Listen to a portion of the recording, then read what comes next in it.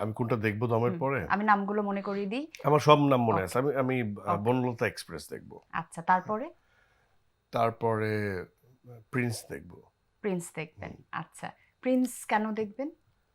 এটা মেগাস্টারের অনেক বড় তারকা নির্ভর ছবি। আমি দেখতে চাই যে অ্যাকশনগুলো কিভাবে করা হয়েছে এবং টোটাল সিনেমাটা আচ্ছা, কেমন, কি মোডে আছে বা আচ্ছা। কেমন হয়েছে। ওকে, ওইখান থেকে আমার ফাইন্ডিংস থাকে। প্রত্যেকটা ছবি থেকেই আমার মনে হয় যে অনেক কিছু শেখার আছে, স্টাডিগুলো নেয়ার আছে। ওকে। সো যেহেতু এখন একটা ফেজ যেমন আমরা যেমন খুবই রিয়েলিস্টিক ক্যারেক্টারের অ্যাপ্রোচে গল্প হুম, নির্মাণের জায়গার কথা ভাবছি।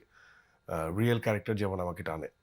At the same time the people যারা আসলে অ্যাকশন ওরিয়েন্টেড ফিল্মগুলো দেখতে হুম, চায়। শাকিল যখন বানাইছে তুফান, হুম, হ্যাঁ? ওইটা একটা ট্রেন্ড আমার মনে হয় সেট করে দেওয়া হয়েছে এবং হুম। তারপর থেকে সবাই ব্যারেল গান নিয়ে প্রচুর গোলাগুলি করতেছে।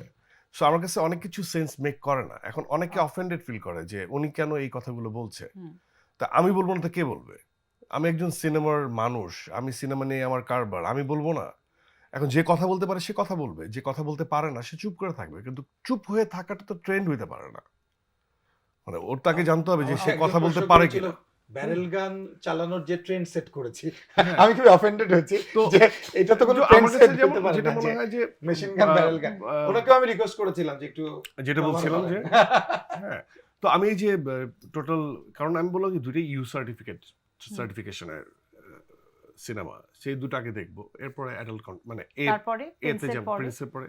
প্রিন্সের পরে আমার ছোট ভাইয়ের সিনেমা আছে রাক্ষস দেখব। আচ্ছা। বাট আমি শুনতেছি যে রাক্ষস অনেক কিছু খাইয়া দিছে। তো কি খেয়ে ফেললো, কি খেয়ে দিল এটাও দেখার বিষয়। কারণ অডিয়েন্সই বলতেছে সিয়ামকে যে, "ভাই আপনি খাইয়া দিছেন।" তো আমার কাছে মনে হয় যে দেখা উচিত এবং আমার মনে হয় যে নাটক থেকে উঠে আসা যে ডিরেক্টর মেহেদী হাসান হুম, হৃদয়, ছোট পর্দার হুম, এবং হি ইজ লাইক রিপ্রেজেন্টিং মানে বিগ স্ক্রিন।